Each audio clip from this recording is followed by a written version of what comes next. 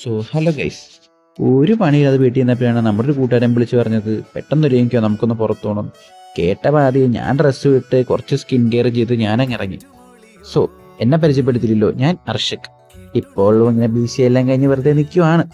പിന്നെ കണ്ടാൽ നല്ല പ്രായം തോന്നിക്കുമെങ്കിലും ആകെ 21 ആയിട്ടുള്ളൂ. നമ്മുടെ കൂട്ടുകാരൻ നമ്മളൊന്ന് പിക്ക് ചെയ്തു. നമ്മളിപ്പോൾ ഫുഡ് കഴിക്കാനുള്ള പ്ലാനിലാണ്. സോ നമ്മൾ നേരെ പോയത് നമ്മുടെ ആലപ്പുഴ കുബാബയിലേക്കാണ്. ചെന്നപ്പോഴാണെങ്കിലോ ഭയങ്കര തിരക്കും. പക്ഷെ നമുക്കൊരു ടേബിൾ കിട്ടി. നമ്മൾ ഫുഡൊക്കെ ഓർഡർ ചെയ്തു, നല്ല ആസ്വദിച്ച് കഴിച്ചു. അൽഹംദുലില്ലാ റാഹത്തായി.